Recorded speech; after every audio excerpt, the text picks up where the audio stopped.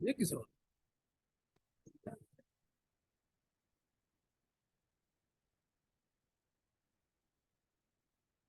Hi, Nick.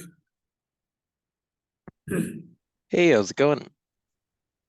We're having a hard time getting the display to show on the screen here in the room, so we're not sure what's up. Uh-oh. Is it a projector or you're hooked up to the computer?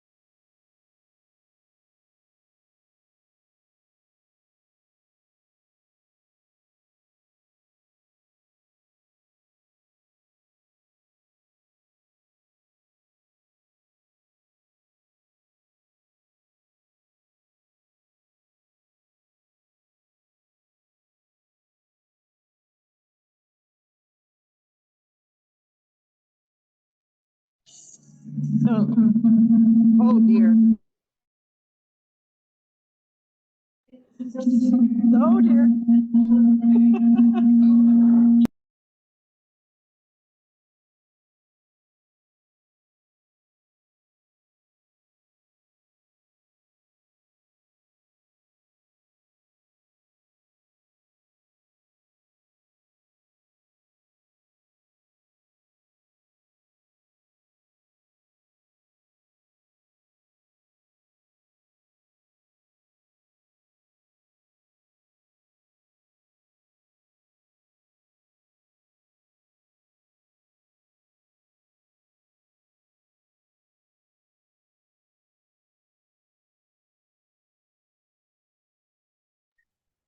Try it again. I just took you off mute.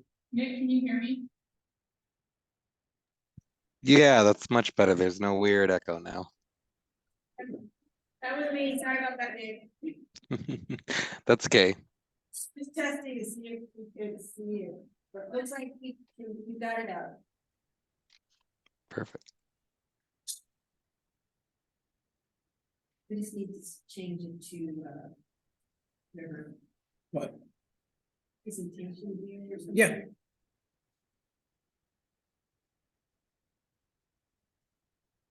There.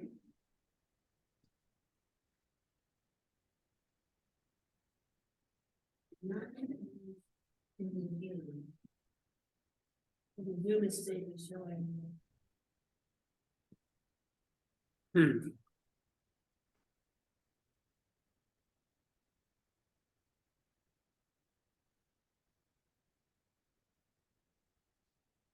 What about now? So, Still sounds good. but it's not moving. Oh, the presentation. Oh, there we go. Okay, Still see your next up slides, but it looked like it's in presentation How do view you now. make that go away? I don't understand why that comes up sometimes. How do you make the next up? How do you just have it be conventional? Hmm. You know what I'm I saying? haven't tried it over Zoom before. I'm not sure. Usually there's a like presenter mode and viewer mode, but I don't know how to force it to show one or the other over Zoom.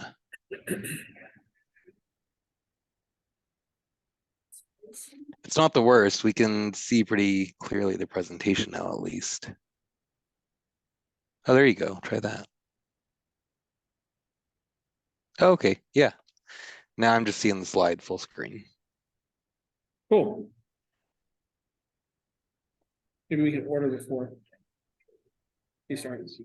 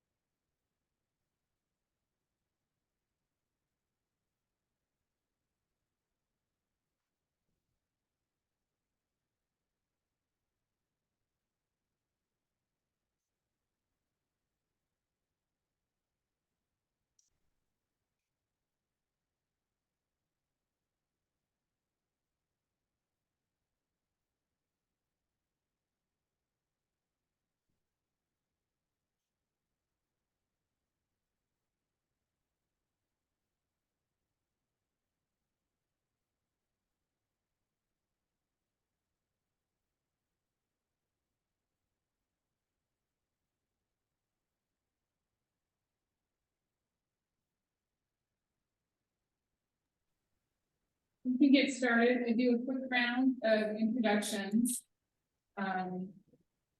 We get started. So my name is Jennifer Jennings. I'm a planner with here at Services. And I'm the president of AZAE3. And I'd like to welcome you guys all for joining us here tonight. This is our April monthly membership meeting. And we'll go around the room here first, and then we'll hop online to you guys. So, Susie Morales, Recon Environmental, I'm a Pima specialist and wildlife biologist. Vice president of these, thanks to Jennifer. And I've been helping our students. We're very grateful for Jenny Neeley for being from Pima County for being here tonight. Nick, can you hear us still? Good. Yeah, you're a little soft, but I can still hear you pretty clear. I'm David McIntyre. I am the secretary of AZAEP and I own McIntyre Environmental. We do NEPA and we do CEQA in California. And why don't you guys go and introduce yourselves and we'll do the speaker last. Nick, Yes. you can go. Okay, this is Nick Brazier. I'm a planner with SWCA and the treasurer of our chapter. Alexandra? Hi everyone, I'm Alexandra Pamar. I am a biologist working with Logan Simpson Design. All right, and then I think Susie's online also, so Ginny, it's up to you. And I appreciate the invitation to the meeting. I'm Jenny Neeley. I work in the Nice Office of Sustainability and Conservation. I'm a program manager there. And I was working with about our. Well, thank you. Thank you, everybody, for joining us. I don't have an agenda in front of me, so I'm just gonna talk about what we have going on next month, and that is the national group, National Association of Environmental Professionals, is having their 2023 conference and training symposium in Phoenix. Did we just lose them or? Nope. Okay. May 7th through 10th in Phoenix. Hopefully, I can see you guys out there. It's for the county. AZAEP is, I guess, hosting the event. We've been part of the planning committee, pulling together the conference, the speakers and the field trips and various other events that are going to happen. So we're very excited about it and we're hoping it's going to be a very successful conference. Last I heard, we have met and exceeded both our goals for registration and sponsorship. So very excited about that. If you're more interested in learning about the conference, you can go to naep.org. And if you're more interested in learning about our organization, you can go to azaep.org. And I think with that. Chris Gade just joined. If you want to put Chris on the spot and ask her to introduce herself since we introduced everybody else. Oh, yeah. Chris, we went through introductions already. Since you popped on, would you like to introduce yourself? Sure. Chris Gade from Arizona Department of Transportation, Environmental Planning. And I manage the biology, cultural resources, and water teams. Thank you for joining us. And was a recent senator last month. We still appreciate that very much. Sure. Glad to get connected again. Yeah.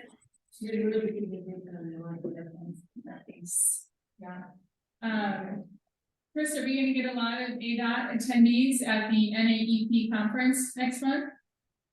I think there are many of our planners are going, yeah. Oh, good. So. Exciting. Yep.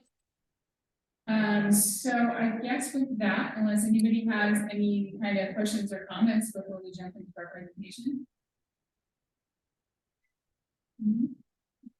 Okay. Sandy, I'll come over to you. Should I sit there? You can, or I can. Yeah. Yes, yeah. At the end of the day.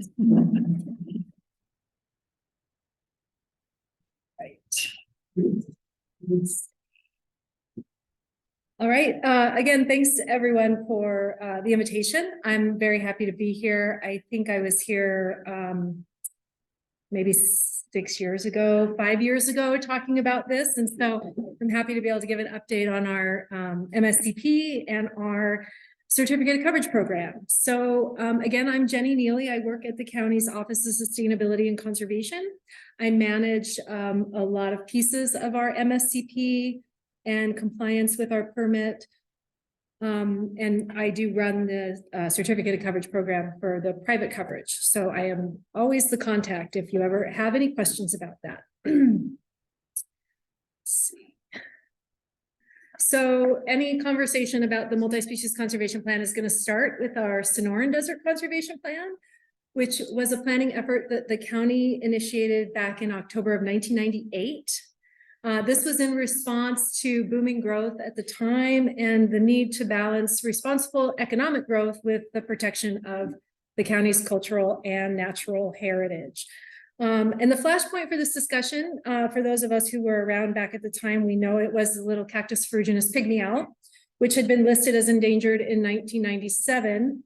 The little owl's habitat in the northwest side of Tucson was where development was really booming the most at the time. And this created quite a bit of conflict in the county and really got the conversation rolling in terms of how we could find some solutions. So that planning effort involved several different elements. We had, cultural and historic preservation, mountain parks, ranch conservation, and then our critical habitats, biocorridors, and riparian areas. These were all separate elements of the STCP that kind of got their own focus. Two of these were the critical habitats and biological corridors and the riparian areas. That effort led to the development of the Sonoran Desert Conservation Plan biological goal, which hopefully you can read on the screen. I don't know how to let you guys that are here in the office, in the room, read it. Let's see if there's a way to. Yeah, it's fine. Okay. In any event, it basically says it's to ensure the full spectrum of indigenous wildlife and plants can, survive and persist in the Sonoran Desert in the county. So that Sonoran Desert Conservation Plan biological goal actually was a big deal for the county at the time. And the way that they decided that they could meet that goal was to use the Endangered Species Act. People don't necessarily think of the ESA as a planning tool, but it certainly can be. And the county realized that this would help us deal with the owl issue and come up with some good solutions for that, but also deal with a number of other at-risk species in our region and their conservation.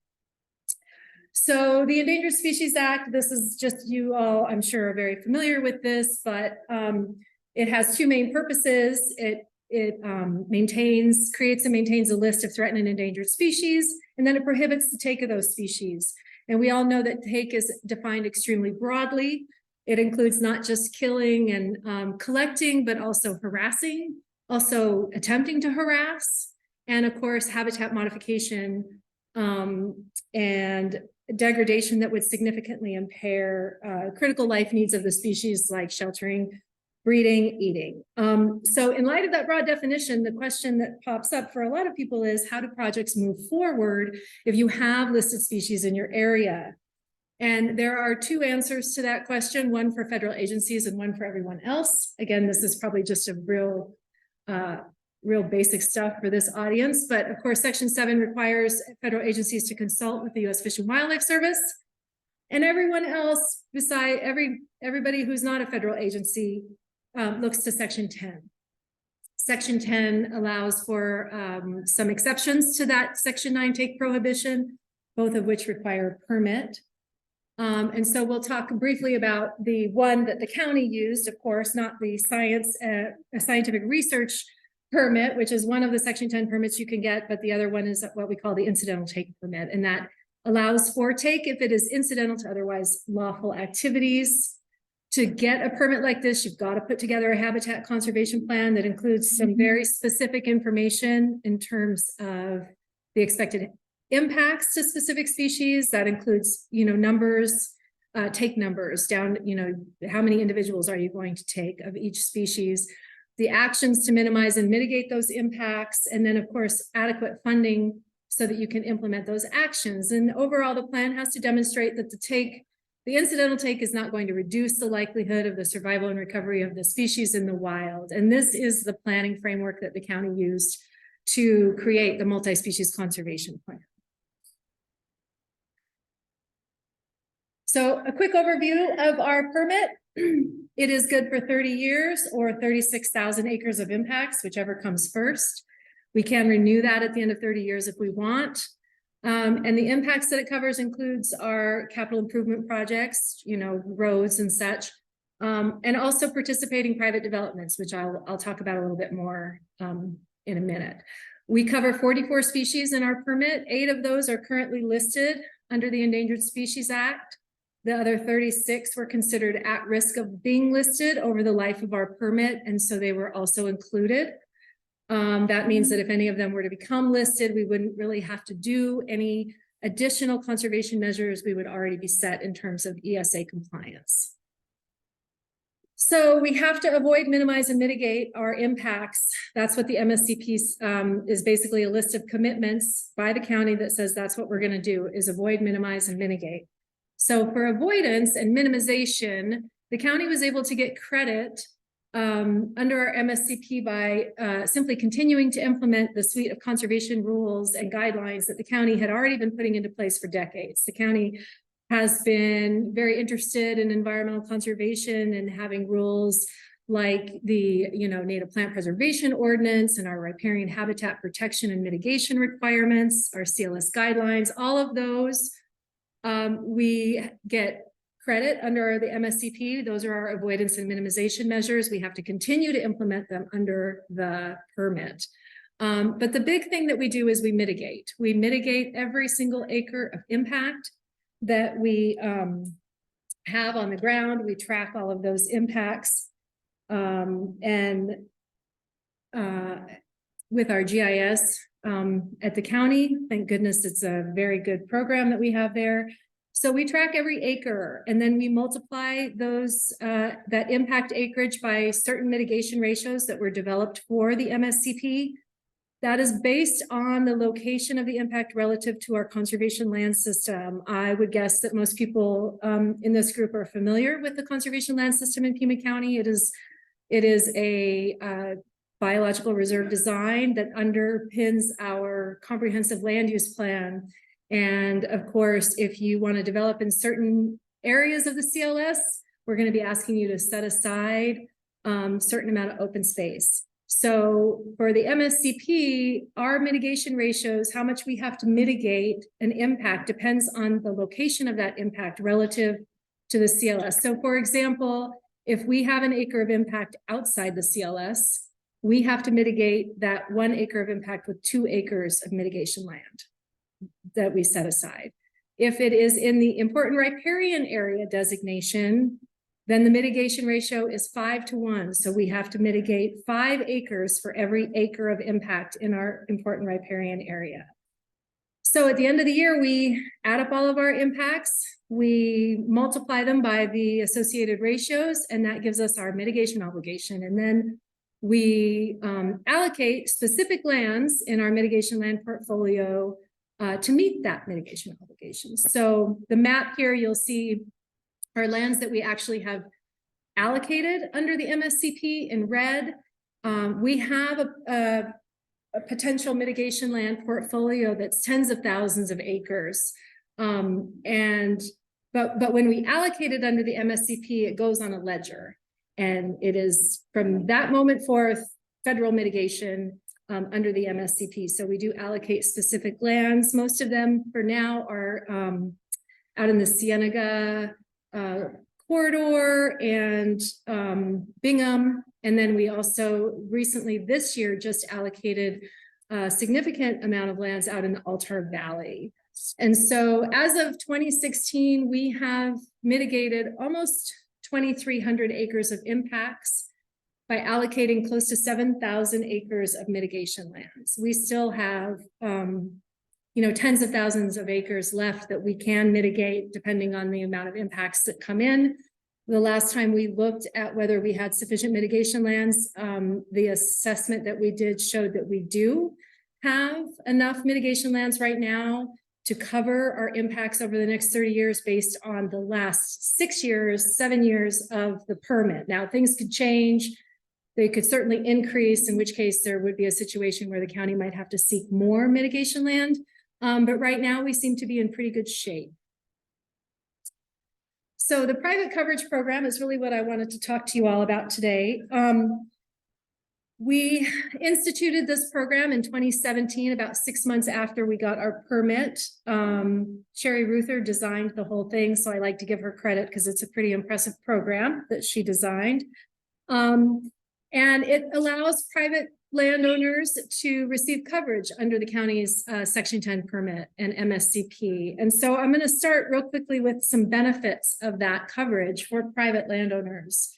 First, and most obviously, it ensures that the county permitted grading that a landowner would do is going to be in full compliance with the ESA. And if they have one of the species that we have covered under a permit, if that's present, something were to happen during that permitted grading, they would not be liable. The certificate of coverage would be their compliance.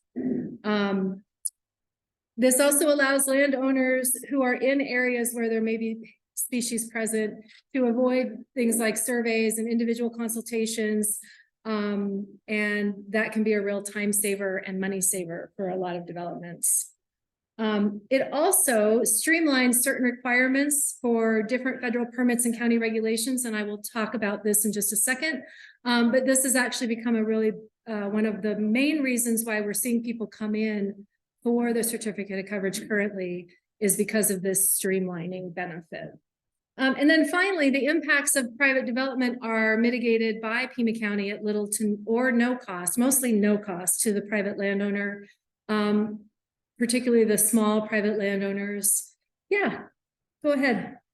So does this only apply to developments in unincorporated Pima County? Yeah, and I'm going to get to that in a minute of the eligibility, and that is the #1 eligibility requirement. Yeah.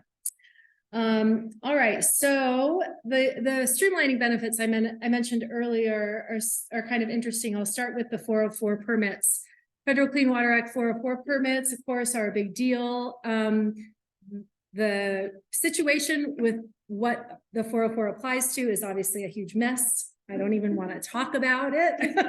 But assuming anybody would know what a Waters of the US was and that they needed a Clean Water Act 404 permit, if your project needs certain types of 404 permits, the more common types, general nationwide, if you get a certificate of coverage, that can greatly simplify your application process. That coverage can serve as the ESA compliance during that process. We sat down with the Army Corps of Engineers and the U.S. Fish and Wildlife Service and worked that out. So we have very specific permits where we can do that streamlining for you. It can really speed up the process, eliminate consultations and surveys, things like that. There are also certain opportunities to get this benefit if you have an individual 404 permit. Those decisions, though, are made on a case-by-case basis, which means we would all sit down with the Army Corps and the Fish and Wildlife Service and talk about whether we could use this coverage for your project. But we don't shut the door on those. It would just be a longer conversation. And then the other one, and this is where people have really found some benefit recently, is if your project is going to impact a Pima pineapple cactus or needle spine cactus, excuse me, or the Huachuca water umbel. We sat down with our Development Services Department, which is who administers our plant preservation ordinance.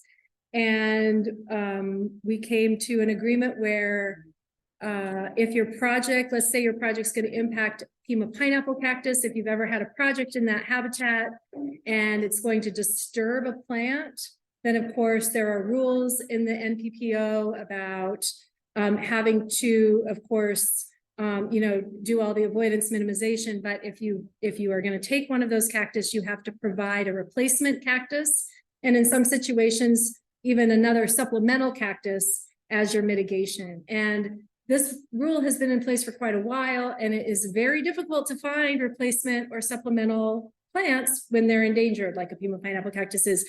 You can't go buy one, so you would essentially have to grow it. So it's one of those rules that is very hard to comply with.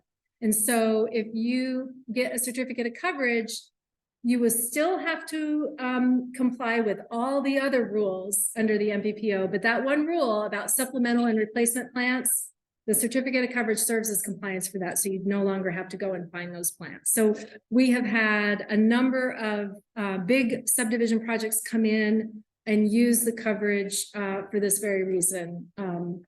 So that's been a pretty popular thing in this program. So eligibility requirements, you hit on the main one. It looks like you can't see that. It says a private project must be located in unincorporated Pima County. We cannot issue coverage in Marana or Oro Valley or Sahuarita. It has to be an unincorporated county. And it has to have one of two requirements. It either has to require a residential building permit that is going to authorize at least 14,000 square feet of grading. That's our threshold on the residential building permit, because anything less than that does not require a type 1 grading permit. And frankly, you probably wouldn't need Endangered Species Act coverage for something less than 14,000 square feet. So that's the first way that you can get coverage. The other way is you can, your project needs to require a site construction permit. There is no minimum grading for site construction permit coverage. It can be, you know, half an acre even, but for a subdivision, commercial or industrial development that needs a site construction permit, they can also get this coverage. This coverage only covers the grading and ground disturbance that the county is authorizing through those permits. So the coverage is tied very closely to the associated development services permit that you're getting. And so this is to say that if you had a project that had multiple phases, a big subdivision project, we've had a few of these come through, that's going to require more than one site permit. Every time you pull a site permit, if you want coverage for that whole project, you need to request coverage for every site permit you come in and pull. Because again, we can only cover the impacts associated that are being permitted by those by that permit. So if you have multi-phase project, just know that you would need to make sure that you're getting coverage for every phase of that project. So how does the application process work for these, for this coverage? We're going to start with the building permit coverage because this is very straightforward. We provide this coverage automatically. So all you have to do is apply for a residential building permit that allows for at least 14,000 square feet of grading. You would apply for it the same way you would apply for any other building permit in the county through Development Services Department. And as long as you have that 14,000 square foot of grading and it's one of our eligible permits, which are single family resident, mostly pool, residential pool, things like that. As long as you do that, then that's all you have to do. We're going to give you coverage automatically. It's going to appear on the bottom of your building permit in the notes and conditions section. It's going to say your coverage is now authorized. There's no cost to the landowner. There's nothing the landowner has to do. And quite frankly, this is the vast majority of coverage we issue. I would say most of the landowners who get this coverage don't know they even have it. Some do and really appreciate it, but I think a lot of people just get it and they don't necessarily even know what it is. There is an opportunity to opt out of this coverage. That was something the development community was very adamant about when we were developing this program, that they wanted a way to not be a part of it. And so you can certainly do that. I have yet to think of a reason why you would want to opt out of it, since it's free, but you can do that if you don't want it. Otherwise, you're going to get it if you have it. Insurance, and there are some people who go, yeah, I haven't ever had one, but I think it was, you know, I think, you know, when we were all sitting around the table deciding all of this stuff, there were trust issues, you know, quite frankly, with what the county was going to do and how the development community, you know, thought about that. And I think they just wanted a way to get out of it. And without, now that we see what it's like and we see how easy it is, like I said, I've never had anybody want to opt out. I've never had anybody, you know, complain about coverage. And honestly, I don't know if we gave you coverage, how we would opt you out. I guess we would figure that out if it ever happened. But yeah, it is basically an insurance policy that is free. So the other way to get coverage, of course, is the site permit. And this is a bit more involved. It does require application. The very first thing you have to do, though, is you have to request it, because this is not going to happen automatically. If you do not request Section 10 coverage for your project, you won't get it. And in fact, you have to put that request in before your site permit is issued. And I'm going to repeat myself on that point a couple of times because it's very important, because we cannot issue coverage if you don't request it before your permit has been issued. So The best way to get coverage, to request coverage under the site permit process is, again, you're just going to apply for a site permit the way you always do, which is through our Development Services Department. The checklist for site permits on the Development Service Department website now includes a question regarding Section 10. I think a lot of folks who do those applications don't look at that checklist anymore because they do it so often that it's kind of automatic. But there is a question on there now about whether you want Section 10 coverage.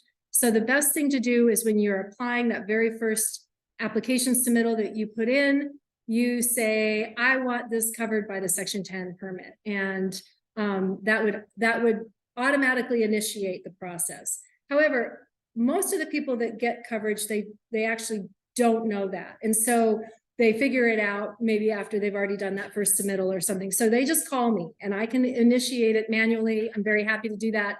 And I think I've done that for most of our site permit coverage.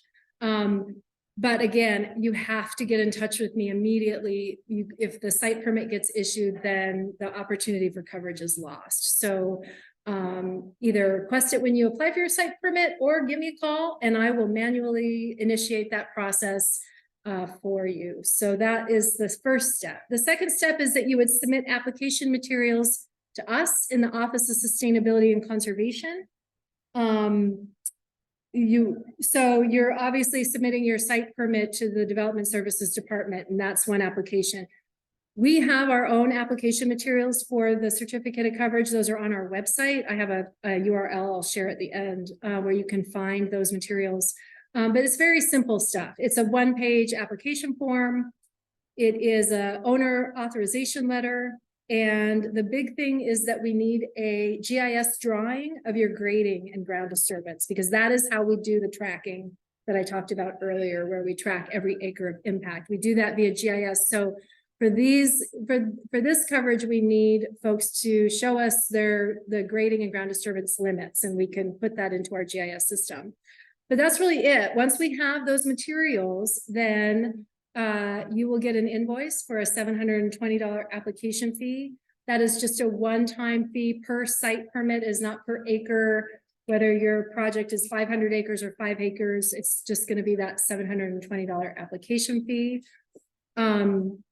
And then your coverage is issued, and it is issued via email. You'll get an authorization email. There is a little bit of small, the fine print there, which in rare circumstances, if we are covering a project that previously has set aside open space for the CLS, is really the only situation it would apply. If your project previously went through a rezoning, had to set aside some on-site open space to comply with the CLS, we're going to ask you some additional questions to find out if that open space can count towards MSCP credit, because that is also written into our permit that if we cover these private projects and they have eligible open space in them, that we want to be able to count that towards our mitigation. If that were to happen and you had open space that was going to be kind of incorporated into our MSCP mitigation, there is an additional monitoring fee that we would charge, because we have to monitor and manage those lands at a level higher than we normally do because it's federal mitigation. I have never had a project come through the door that had this kind of open space, but it is possible. So I wanted to let you know. Most of the time, 99% of the time, you pay that application fee, you're covered. And then here's where I'm going to repeat myself. You have got to request site coverage for a site permit before that permit is issued. There's really no way I can get around. I can get around most things and I can get into the system and fix most things, but I can't do anything if the permit has been issued. So what's the percentage of applicants for people who fail to get that application for? I have had it happen one time. We only had it happen one time where we just, and I'm trying to think, because I feel like we were able, Development Services was able to help us to maybe unissue it or issue a second one. I don't know. It took some maneuvering, because I don't feel like we've ever actually not covered a project that's come through the door, but I think it was a real pain. And so we just try to tell people, don't do it. Just please don't do it. Because then I got to have a bunch of meetings with Development Services.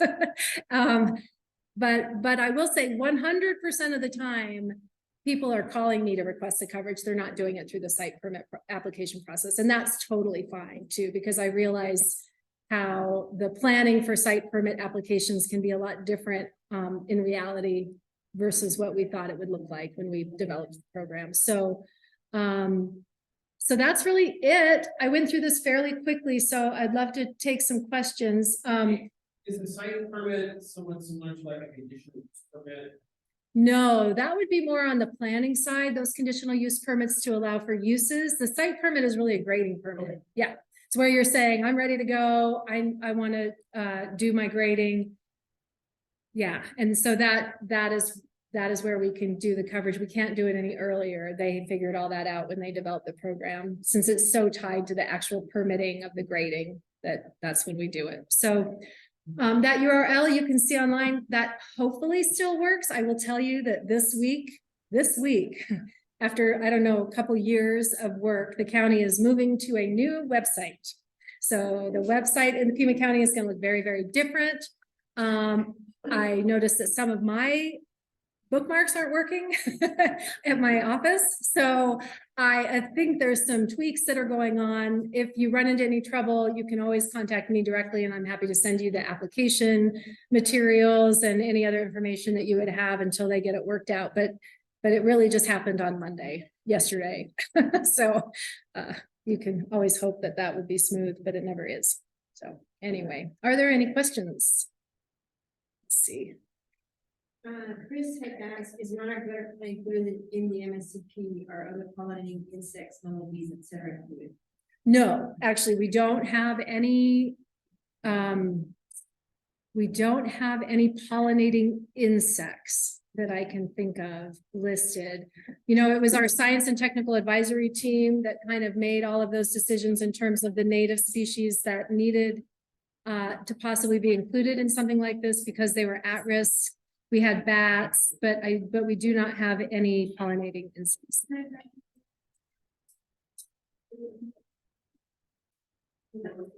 Yeah, no, I didn't want any. I'm good. Yeah. Another question, is the 36,000 acre limit based on the acres of impact on the total mitigation land needed based on the ratio? So the 36,000 acres of impact, I honestly don't know where that number came from. I think they did kind of an assessment of development patterns and kind of one of those projections over the next 30 years. How many impacts do we think are going to occur on the ground? What we're finding is that the impacts are not occurring at the rate that we thought they would.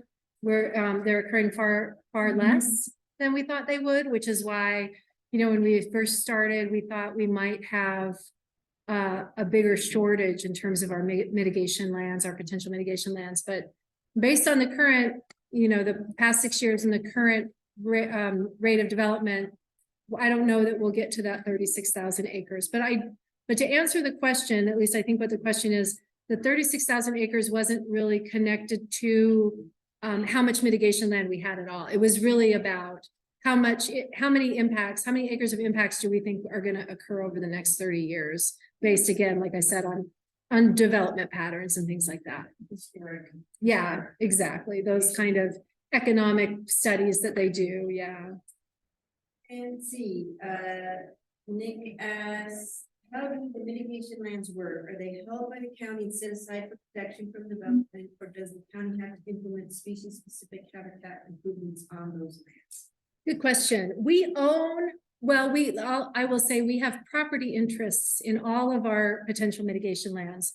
So our mitigation lands are made up of both fee-owned lands and lands that the county leases, but we do have to have an ownership interest in them outside of the very rare circumstance where we cover a private development that has on-site open space. We wouldn't need to own it in that circumstance, but in every other circumstance, we do need some type of property interest, and the amount of mitigation credit that we get is kind of dependent on that interest. So for fee-owned lands, we get 100% credit. 1 acre of land is worth 1 acre of credit under the MSCP. If we use grazing lease lands that we lease for ranching operations, things like that, because we are only leasing those lands, we would get 25% credit on those lands. We also have the opportunity, though, in terms of habitat improvements, we can get additional credits for projects that do improve habitat for the covered species. We honestly have not worked out the rubric for that. We don't know, because our currency in the MSCP is acres. We converted kind of, our take numbers for each species into acres of take, basically. And yeah, so we haven't really figured out how to convert habitat improvements into acres of habitat, because some habitat improvements, while could be very, very small, footprint wise, tiny quarter of an acre or less, they can be worth so much more in terms of mitigating impacts. And so we still need to work that out. It's just one of those things that we kind of said, we'll deal with this later. And we haven't yet, just for a number of reasons, but it is in there, so we can get it. But to answer the question, all of our potential mitigation lands are either owned or leased by Pima County right now. And just because I'm helping the county, the county has to write management plans. Yes. For those mitigation, so those lands, not just the mitigation lands, but also for the lease lands. Yes. Like the Cienega corridor has Yes. its own resource or management plan. It showed how they would combine with what the Fish and Wildlife Service requirements were, Yeah. and those need to be approved by the Fish and Wildlife Service. And now they're working on the Altar Valley Yes. Resource Management Plan for the same reason, to show Fish and Wildlife Service how. Yes. That's a really great point, because we hold all these lands right now, and the vast majority of our mitigation land portfolio is unallocated. We haven't actually allocated officially under the MSCP. To do that, the lands have to have restrictions on them, basically. This is for our fee-owned lands. So we have restrictive covenants on all of those lands. So they're ready to be allocated, but when we allocate them, they must have it on there already. So we already have to have those restrictive covenants in place to allocate it. And then, as Susie said, the allocation starts the clock on the management plan. And we have only 2 years under the MSCP to, after allocating a piece of land, to have a management plan for that land. So it's made our allocation decisions kind of more complicated. For example, with this Altar Valley allocation that we just did, we started planning for that a year ago. We knew we were going to allocate it in 2023, but we were able to not have to allocate it in 2022. We were able to pull enough acres together under the Bingham, Cienega, and the Cienega corridor to cover what we needed for 2022. But that allowed the Altar Valley planning process to get a year's jumpstart, right? A head start on it. So when we actually allocated it this year, now the clock has started and they have 2 more years. But it's a tight timeline, and it's something that, you never know how any of this is going to look on the ground when you plan it. So yeah, there's a lot of lessons being learned right now, especially on the timing stuff. Going back to the butterfly. Yeah. Real quick, is there a plan in place? Like the butterfly is listed? No, I think we would have to, and this is true for any species that would be listed that is not under our, that's not covered. We would do an assessment of what the likelihood is of take for that species based on our activities and things like that. So that would be a good question for our biologists. We just went through it for the Orengo, I think was just listed, that native, I think it's a native carrot species. Anyway, we didn't cover that, but when we looked at what was being designated for that critical habitat and what was being listed, we really didn't have any potential liability really under. So if we were to decide that, yes, the monarch is being listed, this opens us up, we can amend our plan to include that, but we would have to have a discussion with Fish and Wildlife Service, because right now the plan doesn't include any conservation measures for the monarch butterfly, right? So they would have to do an assessment of whether the conservation measures that we have now could serve as conservation measures for the monarch butterfly adequately or not. We would have to make those kind of decisions. But yeah, we do have those considerations come up. I mean, the next big listing that we are looking at is, again, the pygmy owl is going to probably very likely be relisted. But the good news is that is a covered species. So if the pygmy owl gets relisted and you're doing projects in unincorporated Pima County, come talk to me because I have a really, really easy solution for you. Yeah. Okay, we have another question. Okay. Did the county buy lands with the purpose of mitigation, or were they mainly parcels that were already owned? It was a bit of a combination, but where the vast majority of those lands come from are bond elections. So we had two bond elections. We had one in 1997, and then we had a much bigger one in 2004. And so that kind of, 1997 is sort of when these conversations got started. So I don't think that when we got that bond money, we were looking at the purchases as specific to the MSCP.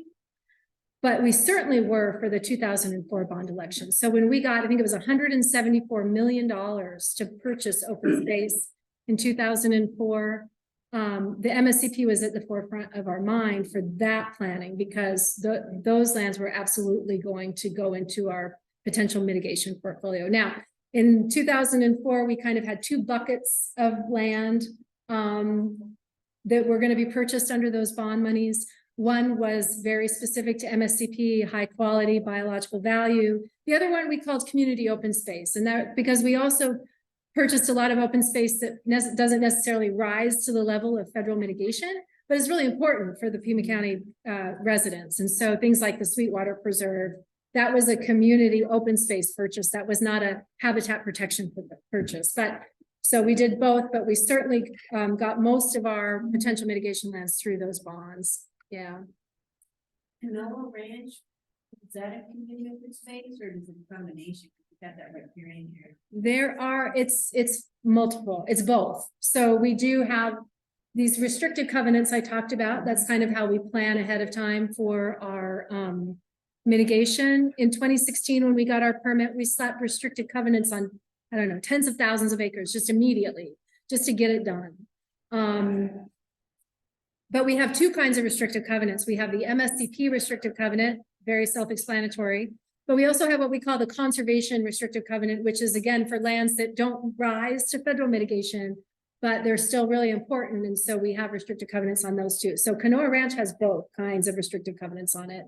It also has areas that aren't restricted at all. So it kind of, Canoa Ranch is everything. Yeah. Yeah. And the ranches that have been, I don't know if all of them have been acquired or leases taken, those are combination as well. Is there a Yes. ranch?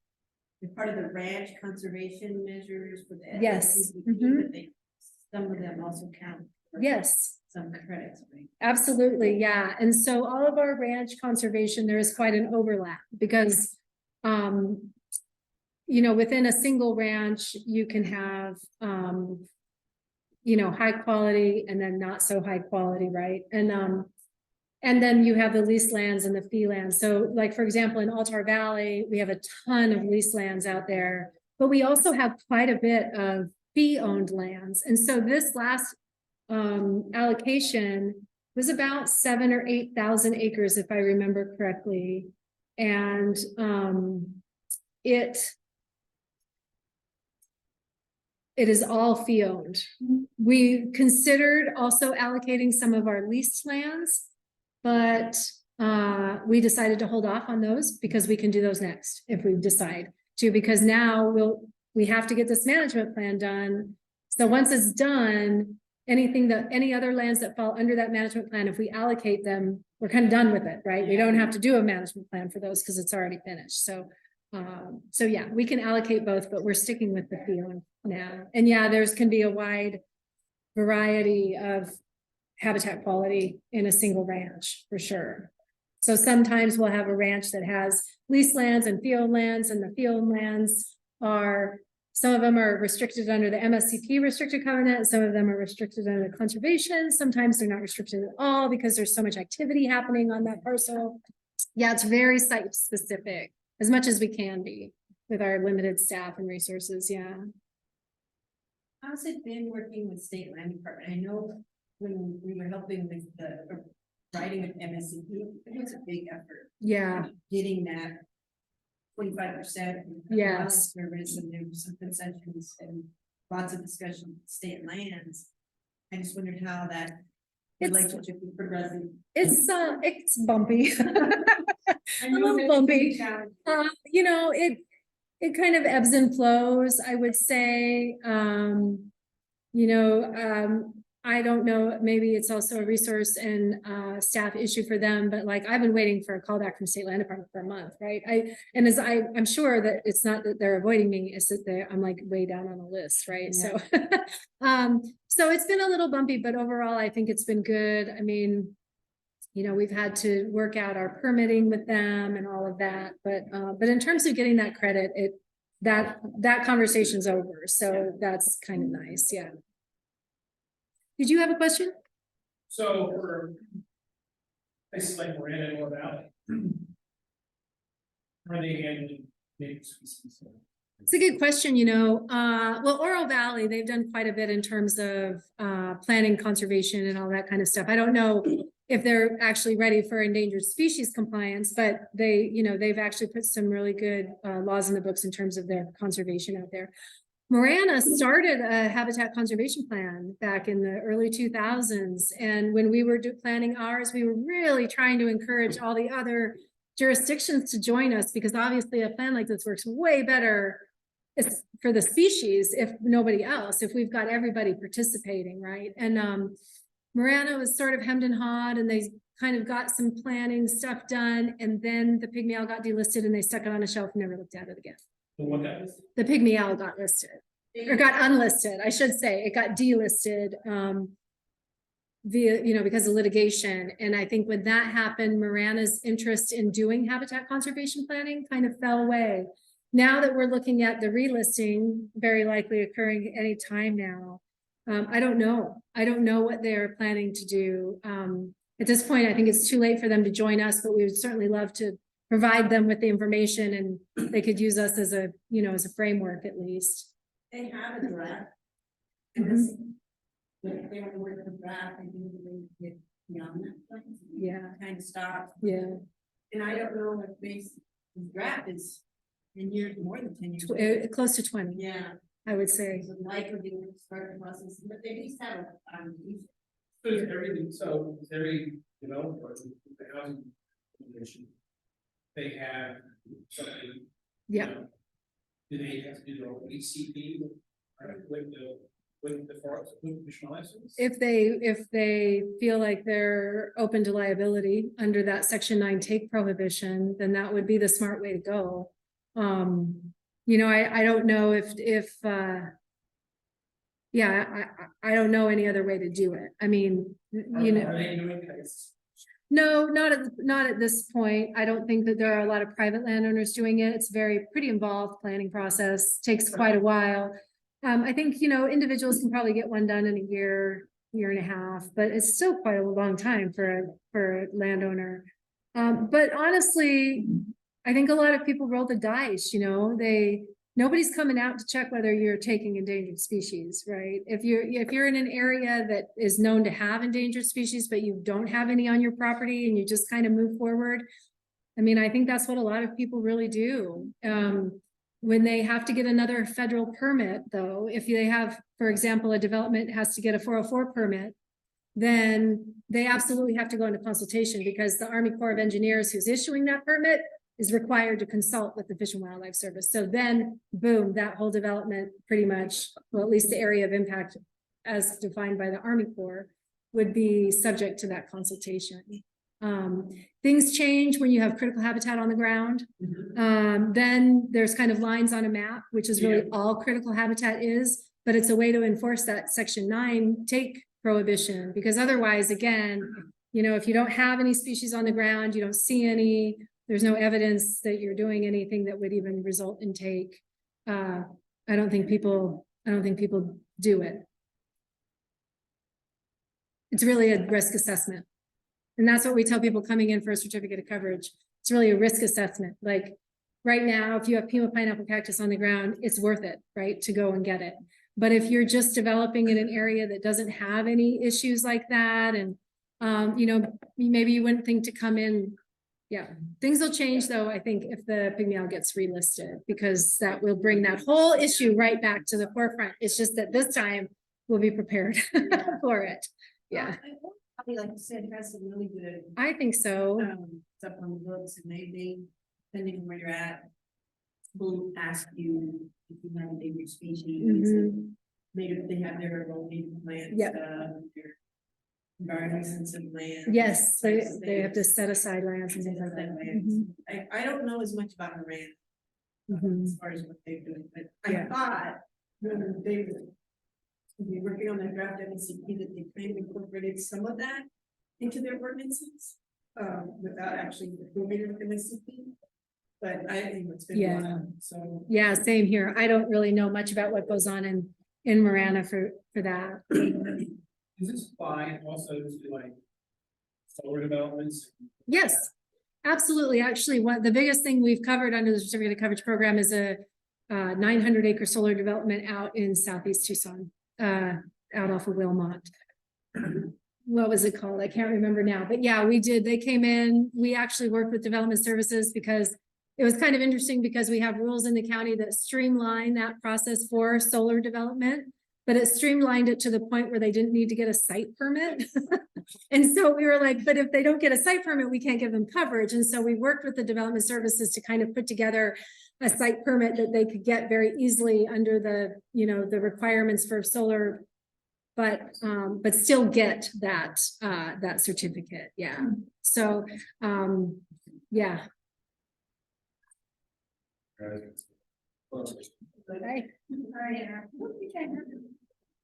Are there any other questions on the chat here? Just double check it. One question on Okay. mine. I have another couple questions. Yeah, absolutely.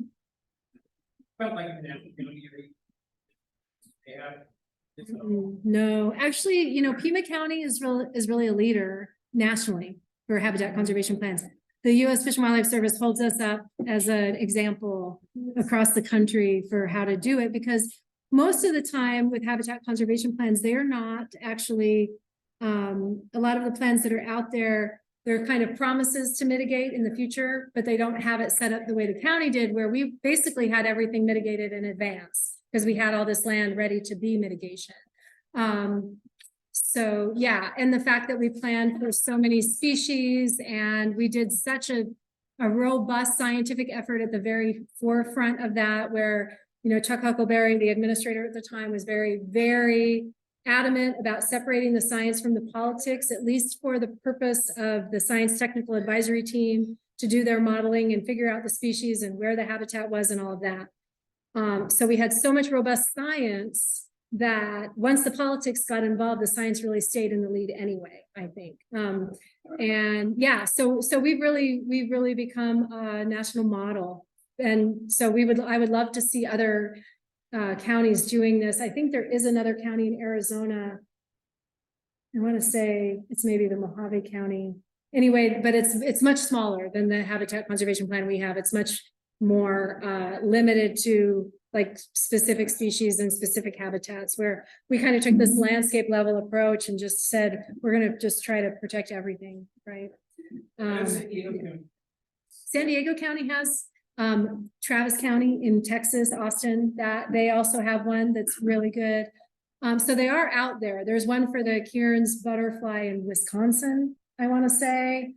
Some of these we looked at for our own, because they've been, like, San Diego's been on the books for a long time, longer than ours, you know. So we were able to use those ideas as starting points.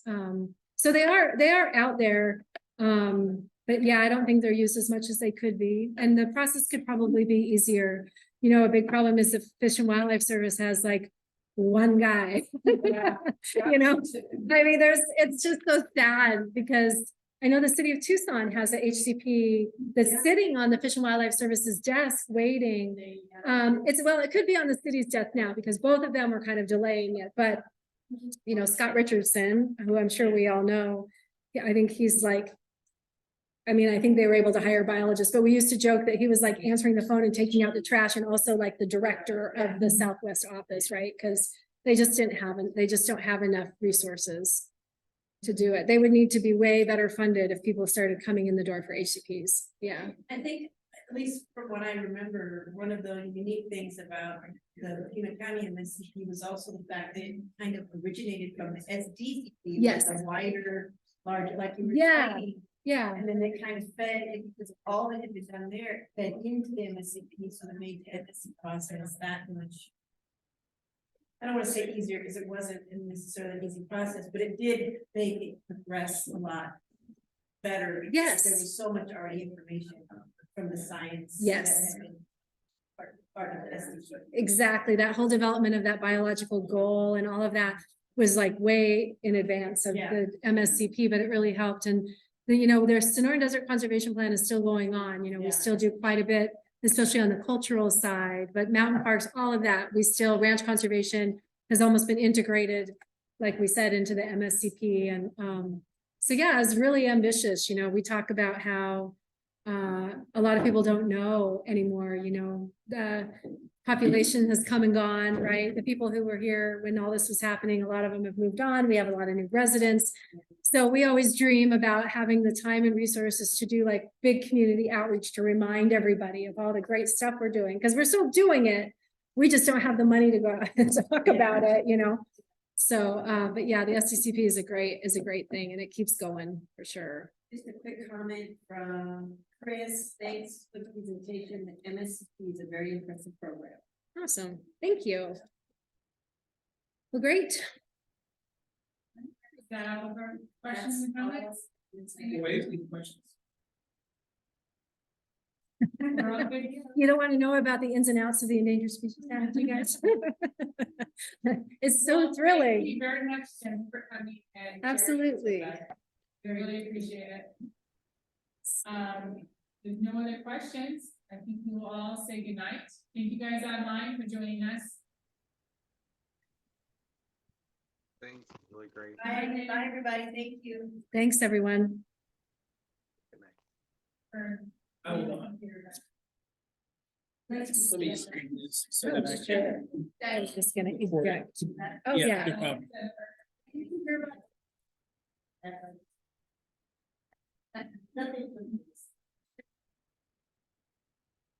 Jenny, again, thank you very much. That was great. Thank you. Yes, oh, it's my pleasure. If we had. Oh, that's fine. Yeah. Those that were able to join or that. Because we'll be able to look at it later and if you have any questions, I'll. Please too, and I would offer that if there are any other venues where folks might want to get a presentation, I'd be more than happy to come out, because like I said, I'd really love to get the word out as much as we can on this stuff. Yeah.